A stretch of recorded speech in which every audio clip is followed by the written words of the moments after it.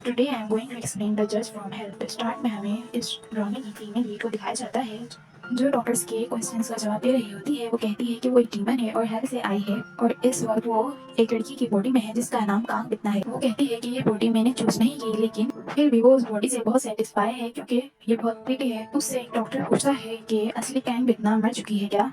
हमें पास्ट का सीन दिखाया जाता है। हमें दिखाया जाता है कि उसकी सोल उसकी बॉडी छोड़कर निकल जाती है। सोल ब्लड की तरफ देखती है तो उसमें से फ्लावर्स निकलने लगते हैं। उन फ्लावर्स का पीछा करते करते वो एक रोज की तरफ जाती है जो कि बाद में एक गेट बन जाता है जो कि एक हेल का था। अब वो गेट ओपन होता है और वो उसमें एंटर हो जाती है। वो गलती से मर्डरस हेल में एंटर हो जाती है। हेल में वो एक ट्रायल रूम में पहुंचती है जहाँ पर पहले से ही दो डीमन मौजूद थे और वहाँ पर एक आदमी भी था जिसका ट्रायल हो रहा था। जज डीमन का नाम जस्टिटिया था और उसके असिस्टेंट का नाम वालक। जस्टिटिया वालक को ऑर्डर देती है कि उस आदमी के फॉरहेड पे स्टैंप लगाओ और उसे गनेहा हेल में भेजो और वालक ऐसा ही करता है। उसे फॉरहेड पे स्टैंप लगाता है और वो आदमी वहाँ से डिसअपियर हो जाता है। ये सब देखकर बिगला बहुत ज्यादा डर जाती है। वो कहती है क्या मेरा भी ट्रायल होने वाला है और कहती है कि मैं भी एक जज हूँ। जस्टिटिया ये सुनती है और पूछती है क्या तुम जज हो, एक जज यहाँ पर कैसे आ सकती है। बिगना उसे कहती है कि मुझे नहीं पता, पार्क में एक आदमी ने मुझे स्टैप किया था और मैं यहाँ पहुँच गई। जस्टिटिया कहती है मुझे इन सब चीज़ों में कोई इंटरेस्ट नहीं है। जस्टिटिया बालक को ऑर्डर देती है कि इसे भी लेना है भेज दो। बालक उसे कहता है कि ये आज की लिस्ट में नहीं थी, हमें थोड़ा रुकना चाहिए। जस्टिटिया कहती है कि ये यहाँ आई है तो इसका डिसीजन मेरे हाथ में है। वो बालक से नाइफ लेती है और उस पर भी स्टैंप लगा देती है। उसी वक्त उस रूम का एक गेट खुलता है और वहाँ से एक आदमी एंटर होता है जिसकी बैग पर स्पाइडर की तरह से फ्लैश जॉइंट है। उसका नाम बाइल है और वो जस्टिटिया को कहता है कि तुमने उसे बिना पूछताछ किए यहाँ में एंटर कैसे किया। जस्टिटिया कहती है कि वो यहाँ आ गई थी, अब उसका फैसला मेरे हाथ में था। वाला उसे ऑर्डर देता है कि अब तुम ह्यूमन की वर्ल्ड में जाओ और वहाँ पर 10 मर्डरर्स को ढूंढ कर इस हेल में भेजो और इन सब के लिए तुम्हारे पास 1 ईयर का टाइम है। अगर 1 ईयर से पहले तुमने ये सब नहीं किया तो मैं तुम्हें मार दूंगा। जस्टिटिया पहले तो मना करती है लेकिन बाद में एग्री हो जाती है क्योंकि बाइल उसे उसी वक्त मारने की धमकी देता है। फिर सीन एक बार शिफ्ट होता है बिटना की बॉडी की तरफ और वहाँ पर जस्टिटिया पहुँच चुकी थी। वो उसी बॉडी में एंटर हो जाती है। इन एक बार फिर बिटना की तरफ जो ये जस्टिटिया है उसकी तरफ शिफ्ट होता है। वो लास्ट में से पूछती है कि आप लोगों को क्या लगता है मैं जो सब कह रही हूँ वो सच है या तो मैं आप सबको फूल बना रही हूँ। वो उस रूम से बाहर निकलती है और एक डॉक्टर उसके साथ होती है। वो डॉक्टर बिटना को रिपोर्ट देती है जिसमें मेंशन था कि बिटना को डेल्यूजनल डिसऑर्डर है। फिर हमें बिटना का पहला केस दिखाया जाता है। वो ट्रायल रूम में एंटर होती है। ट्रायल रूम में कुछ खास सीरियस नजर नहीं आती। वो एक कैन खोलती है और ड्रिंक करने लगती है। वो डिफेंडेंट से उसका नाम और उसका जुर्म पूछती है। उसने कोई लॉयर हायर नहीं किया था क्योंकि मुझे लगता है कि उसके साथ जस्टिस होगा, इसलिए मुझे किसी लॉयर की जरूरत नहीं है। फिर वो बताता है कि एक आदमी पब्लिक असॉल्ट करके भाग रहा था। भागते भागते वो एक सुनसान जगह पर पहुंच जाते हैं और वो आदमी डिटेक्टिव पर नाइफ पॉइंट करता है। डिटेक्टिव उसके हैंड पर एक किक मारता है और नाइफ नीचे गिरा देता है। फिर डिटेक्टिव कहता है कि लेकिन वो छोटी सी फाइन देकर जेल से आउट हो गया है और बेटा कहती है कि वहाँ से निकलने के बाद उसने तुम्हें सू कर दिया। डिटेक्टिव कहता है जी, क्योंकि मैंने उसके हाथ पर किक मारी थी और उसे हर्ट हुआ था। फिर उस आदमी का लॉयर कहता है कि उसे सिर्फ हर्ट नहीं हुआ बल्कि उसकी डायग्नोसिस की रिपोर्ट है, उसे खाना भी नहीं खाया जा रहा। बिटना सार्कास्टिकली लॉयर से पूछती है कि डिटेक्टिव को क्या करना चाहिए था। क्या वो उस आदमी से रिक्वेस्ट करता कि प्लीज़ मुझे ये नाइफ दे दीजिए या तो उस आदमी के हाथों मर जाता। फिर वो वॉच की तरफ देखती है और कहती है मैं लेट हो रही हूँ, अपनी फाइनल स्टेटमेंट दे दो।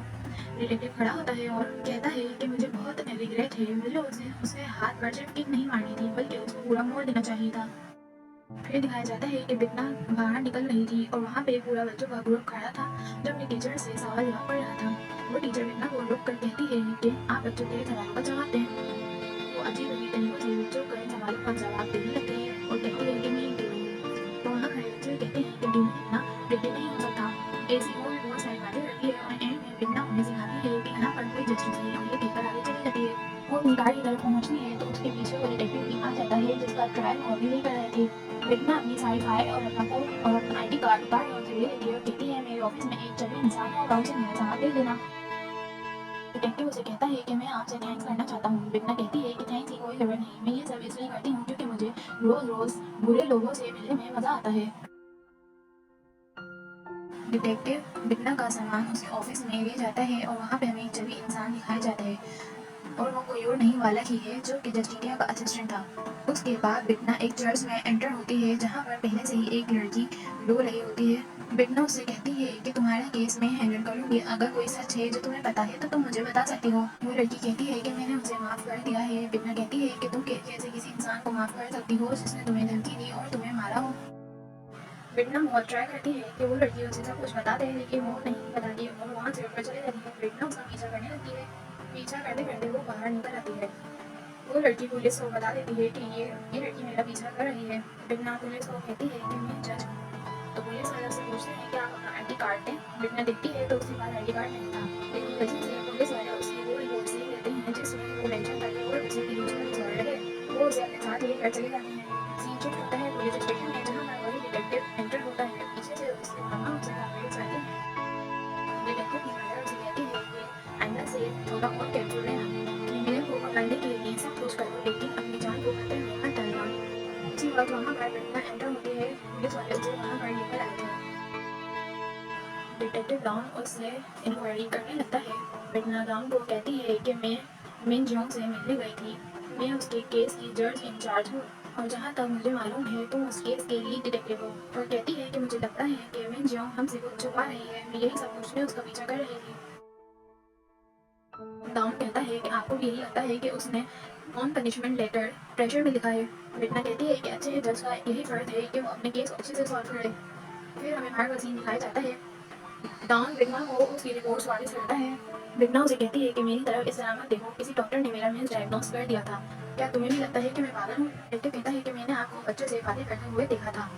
तो बिगना कहती है तो क्या मतलब तुम्हें ये लगता है कि मुझे ट्रीटमेंट की ज़रूरत है? डिटेक्टिव कहता है कि आप कह रही थी कि आप एक डीमन हैं। मुझे नहीं पता कि डीमन एग्जिस्ट करते हैं कि नहीं, लेकिन इतना मैं जानता हूँ कि वर्ड्स नहीं होते, क्योंकि अगर वर्ड्स होते तो दुनिया की ये हालत नहीं होती। बिगना इसमें कहती है कि तुम गलत हो, दुनिया की ये हालत इंसानों की वजह से है। बिगना कहती है कि तुमने अब तक मुझे क्वेश्चन का जवाब नहीं दिया कि मुझे ट्रीटमेंट की ज़रूरत है या नहीं। राम कहता है कि मुझे ये तो नहीं पता कि आप डीमन हैं या नहीं, लेकिन आप एक बहुत अच्छी जज हैं। डॉन कहता है कि कल के ट्रायल को आप अच्छे से हैंडल करना, और चला जाता है। नेक्स्ट डे होता है और हमें ट्रायल का सीन दिखाया जाता है। ट्रायल में मंजू का लॉयर और उसका बॉयफ्रेंड जिसका नाम जंगजुन है अपने लॉयर के साथ मौजूद था। मंजू का लॉयर बताता है कि जंगजुन ने उस पर 3 मरतबा हाथ उठाया है और उसे धमकी भी दी है। जॉन्गजुन का लॉयर कहता है कि मैं एक्सेप्ट करता हूँ कि डिफेंडेंट ने विक्टिम पर हाथ उठाया है, लेकिन कभी भी धमकी नहीं दी। और कहता है कि मिंजू ने नॉन पनिशमेंट लेटर भी इशू कर दिया है। मिंजू का लॉयर कहता है कि वो उसने प्रेशर में आकर किया है। फिर वो ट्रायल में सबूत दिखाता है कि किस तरह मिंजू को उसके बॉयफ्रेंड यानी जॉन्गजुन ने मारा है। वो एविडेंस देखकर सब बहुत सैड हो जाते हैं और जॉन्गजुन रोने का नाटक करने लगता है। वो कहता है कि हम दोनों में लड़ाई हो गई थी, लेकिन मैंने उससे माफ़ी मांग ली थी। वो बार बार मुझसे ब्रेकअप करने का कह रही थी। जोंगजुन कहता है कि मैंने उसे मारा होगा, लेकिन मैंने कभी उसे धमकी नहीं दी। मिंजू का लॉयर कहता है कि तुमने उसे ये कहा है कि हम साथ मर जाएंगे ब्रेकअप करने से अच्छा, तो क्या ये धमकी नहीं है? इस पर जोंगजुन कहता है कि मैं उसे बहुत पसंद करता हूँ, मैंने ये सब इसीलिए कहा था, मैं उसे ब्रेकअप नहीं कर सकता, इससे अच्छा है कि मैं मर ही जाऊँ। और फिर ये कह के वो जोर जोर से रोने लगता है। बिगना उसे पहले आराम से कहती है कि चुप हो जाओ, लेकिन वो फिर भी चुप नहीं होता। फिर वो जोर से चीख के कहती है कि चुप हो जाओ। बिगना उसे पूछती है कि तुम ये चाहते हो कि ब्रेकअप से अच्छा वो मर जाए? तो जियोंजुन कहता है कि नहीं, अगर वो मुझसे ब्रेकअप करना चाहती है तो कोई बात नहीं। जियोंजुन अपने लास्ट स्टेटमेंट में कहता है कि वो मिंजू को बहुत पसंद करता है और इसके साथ ट्रायल का सीन खत्म हो जाता है। जिनको बाकी चीजों के साथ ले जाया जा रहा होता है, उसी रास्ते में मिंजू के पेरेंट्स होते हैं। वो उनकी तरफ आगे बढ़ता है और कहता है कि मुझे इनसे बात करनी है। उसके पेरेंट्स बात करने से मना कर देते हैं, लेकिन फिर भी वो उनके आगे वो करता है और उनसे माफी मांगने लगता है। लेकिन थोड़ी ही देर में वो बहुत ही क्रीपी स्माइल देता है और कहता है कि मिंजू कैसी है। ऑफिस में शिफ्ट होता है, जहाँ पर वो अपने असिस्टेंट से डिस्कस कर रही होती है कि उसे 2 साल की सज़ा तो हो ही सकती है। 1 साल की उसको अपनी गर्लफ्रेंड को मारने के लिए और दूसरे साल की कोर्ट में नाटक करने के लिए। लेकिन डिसीजन लेना तो जज के हाथ में ही होता है। तो उसमें उसका असिस्टेंट कहता है कि ये केस भी हमारे काम का नहीं है। बिटना कहती है अगर ऐसा ही चलता रहा तो 1 साल आसानी से बीत जाएगा और हम लोग यहीं रह जाएंगे। उसका असिस्टेंट उसे आइडिया देता है कि आप किसी ऐसे मर्डर को ढूंढें जो कि हम गिनेहा हेल में भेज सकें। फिर आप उसे कम से कम सज़ा देकर छुड़वा दें और आप उसे खुद मर्डर करके गिनेहा हेल भेज दें। और दूसरा आइडिया बताता है कि आप किसी सीरियल किलर को गिनेहा हेल भेज दें। कोई ऐसा सीरियल किलर जिसने 10 मर्डर किए हुए हों, तो हमारा टास्क एक ही बारी में पूरा हो सकता है। बिटना पूछती है तुम्हें क्या लगता है कि कोई ऐसा मर्डर अभी भी बाहर घूम रहा होगा जिसने 10 मर्डर किए हों? इसका असिस्टेंट कहता है नहीं, ये तो इम्पॉसिबल है, क्योंकि आजकल का लोग बहुत ज़्यादा शार्प हो रहा है। बिटना को थोड़ी देर में डाउन डिटेक्टिव की कॉल आती है और वो उसे मिलने के लिए बुलाता है। वो कहता है कि थोड़ी देर पहले मुझे जंगजन दिखा, जो कि बिल्कुल भी डेडली नहीं लग रहा था, तो आप उसे प्लीज़ रिलीज मत कीजिएगा। हमें नहीं पता वो बाहर निकल कर क्या करेगा। बिटना कहती है क्या वो किसी इंसान को मुझे ज़्यादा से ज़्यादा सज़ा दिलाओ। बिगना कहती है कि वो मिंजू के पेरेंट्स से बात करेगी अकेले और उनकी कहानी सुनेगी। नेक्स्ट सीन हमें कैफे का दिखाया जाता है जहाँ पर बिगना मिंजू के पेरेंट्स के साथ बैठी है। वो मिंजू के पेरेंट्स से कहती है कि आप पूरी स्टोरी मुझे बताएं। उसके पेरेंट्स मिंजू के बारे में सब कुछ बताते हैं और कहते हैं कि प्लीज़ मिंजू को बचा लें, अगर वो वहाँ से छूट गया तो मिंजू की जान खतरे में आ सकती है। ये कह के मिंजू की मदर रोने लगती हैं। बिगना भी उनके साथ रोने की एक्टिंग करने लगती है, जिसे देख के मिंजू के पेरेंट्स बहुत सेटिस्फाई होते हैं और कहते हैं कि हमें यकीन है कि आप हमारी मदद करेंगी और उसका थैंक यू करने लगते हैं। थोड़ी देर बाद हमें गाउन को दिखाया जाता है जिसके पास मिंजू के पेरेंट्स की कॉल आती है और वो कहते हैं कि जज जज तो बहुत काइंड है, वो हमारे साथ रो भी रही थी। बिगना अपने ऑफिस की बिल्डिंग में एंटर होती है। वहाँ पर और भी जजेस मौजूद थे। उसमें एक चीफ जज था जो कि बिगना को कहता है कि तुम अपोलॉजीज कर लो तो मैं तुम्हें माफ़ कर दूंगा। तुमने प्रोसिक्यूशन की इंसल्ट की है। मैंने ये भी सुना है कि तुमने बहुत से किंडरगार्टन के बच्चों को कहा है कि यहाँ पर कोई जस्टिस नहीं है। बिगना कहती है तो ये तुमने सच कहा है और इन सबकी बातों का सर बेंच के भी जवाब देती है और वहाँ से निकल जाती है। वो अपने ऑफिस में एंटर होती है और बहुत हैप्पी लग रही होती है। उसका असिस्टेंट पूछता है कि आज आप बहुत हैप्पी लग रही हैं, तो वो कहती है कि मुझे एक प्लेस मिल रहा है और उसका नाम जॉन्जन है। फिर बिगना अपने असिस्टेंट को कुछ कहती है लेकिन वो दिखाना नहीं चाहता। उसका असिस्टेंट कहता है कि ये तो बहुत जुल्म हुआ है ह्यूमैनिटी के साथ। तो बिगना कहती है ह्यूमन से हमें कोई लेना देना नहीं है, हम लोग एक ह्यूमन है और हमारा जो टास्क है हमें वो पूरा करना है।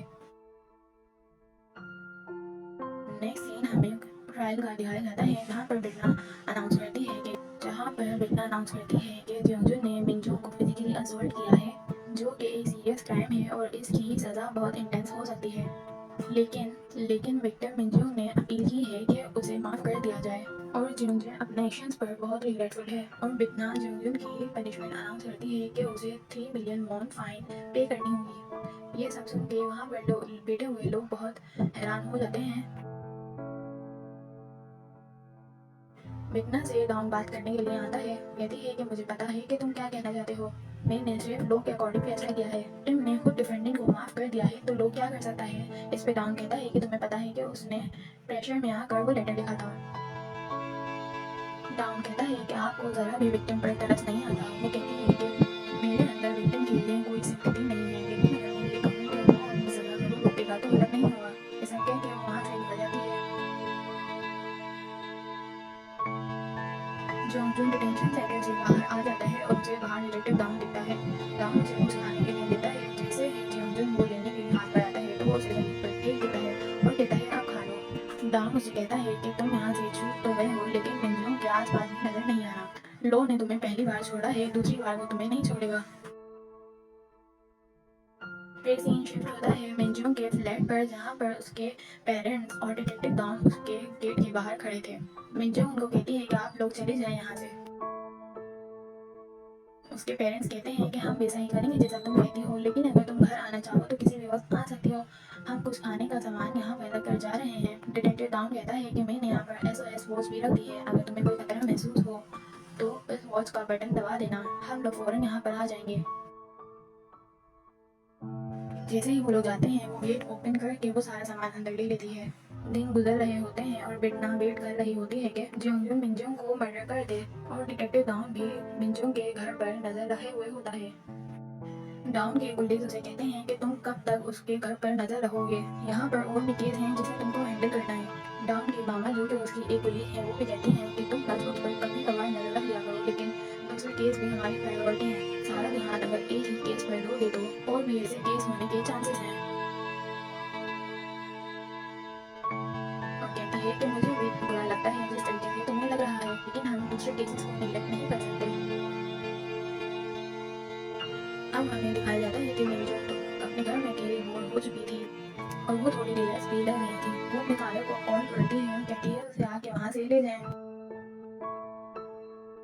सीन बिगना के ऑफिस में शिफ्ट होता है जो कि वेट कर रही थी जॉनसन के एक्शन लेने का। असिस्टेंट कहता है कि आप मिरर पे उसका नाम लिखकर देख सकती हैं कि वो क्या कर रहा है। वो ऐसा ही करती है तो उसे दिखता है कि जॉनसन वेपन्स लेकर मिंजू के घर जाने की तैयारी कर रहा है। ये देख कर बिगना खुश हो जाती है। जोंगजुन मिनजुन के घर पहुंचता है। वो बाहर कैमरे में एक टेप लगा देता है जिससे मिनजुन को नहीं पता चलता कि बाहर कौन है। मिनजुन पूछती है कि कौन है। इस पर जोंगजुन कहता है कि मैं पुलिस स्टेशन से आया हूँ और डिटेक्टिव तांग ने आपके लिए कुछ सामान भेजा है। मिनजुन कहती है कि आप मुझे गेट के बाहर रख के चले जाएं।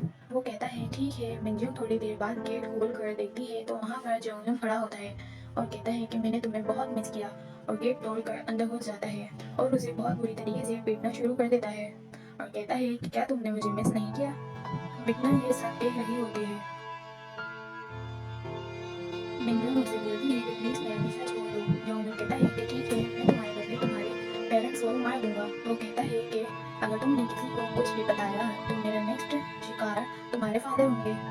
वॉल पर अपनी और मिंजू की फोटो लगाता है और चला जाता है। हमें दिखाया जाता है कि मिंजू सुसाइड करने की तैयारी कर रही थी। जोंगजुन यहाँ ही रहा होता है कि उसे रास्ते में बिटना दिखती है। वो कहता है कि आप यहाँ क्या कर रहे हैं। बिटना कहती है कि मुझे तुमसे कोई ज़रूरी बात करनी है, इसलिए कोई खामोश जगह पर चलते हैं। वो मना करता है लेकिन बिटना कहती है कि मैं तुम्हारा ज़्यादा टाइम नहीं लूंगी, और ये कह के वो उसे अपने पास बुलाती है, जिसमें हमें दिखाते हैं कि बिटना का एक हैंड उसकी बैक की तरफ है जिसमें वही नाइफ अपेयर होती है जिससे वो शुरू में बिटना पर स्टैम्प करती है। फिर हमें वापस से स्टार्टिंग का सीन दिखाया जाता है जहाँ पे डॉक्टर पूछता है कि हेवन कैसा है। वो कहती है मैं कभी भी हेवन नहीं गई। फिर पूछता है कि हेल कैसी है, तो वो कहती है हेल बहुत प्यारी है लेकिन खतरनाक भी मेरी तरह। फिर हमें रियल बिटना दिखाई जाती है जो कि हेल में है। उसके चारों तरफ रेड रोजेज हैं। वो जैसे ही एक रोज की तरफ अपना हाथ लेकर जाती है उस रोज में एक आई अपेयर होती है। वो देख के वो बहुत डर जाती है। फिर हमें वापस से बिटना दिखाई जाती है जो कि डॉक्टर्स के सवालों का जवाब दे रही थी। कहती है कि वो इतनी भी खतरनाक नहीं जितनी ये दुनिया है। ये जगह जहाँ पे तुम सब रहते हो ये एक असली हेल है। ये जगह डीमन से भरी हुई है जो कि खुद इंसान है। डॉक्टर कहता है तो आप यहाँ पर क्यों आए हैं, क्या आपको भी इंसान बनने का शौक है। तो वो कहती है कि मुझे इंसानों से ज़्यादा किसी और चीज़ से नफरत नहीं है। फिर से वापस से रेल बिटना की तरफ शिफ्ट होता है जो कि किसी लिफ्ट में पहुंच गई थी। उस लिफ्ट में उस पर एक क्रीपी सा जानवर हमला करता है। लिफ्ट का गेट खुलता है तो वो एक लेडी से होती है जो कहती है कि तुम ही हो हम जो बच के बाहर निकल गई थी। वो उस पर अटैक करती है लेकिन बिटना बच जाती है। फिर उस पर वापस से एक क्रीपी सा जानवर हमला करता है। बस वो उसे मारने ही वाला था लेकिन सडनली एक क्रॉस अपेयर होता है जिसको देखकर वो जानवर वहाँ से डिसअपेयर हो जाता है। फिर हमें दिखाया जाता है जहाँ पर डॉक्टर फी बिटना से पूछता है कि बिटना ने ऐसा क्या जुर्म किया था जो उसे हेल्प में भेज दिया। जिस पर फी बिटना उसे जवाब नहीं देती और कहती है कि क्या सब सवालों के जवाब देना जरूरी है। वहीं पर यह एपिसोड एंड हो जाता है। Follow for the next episode.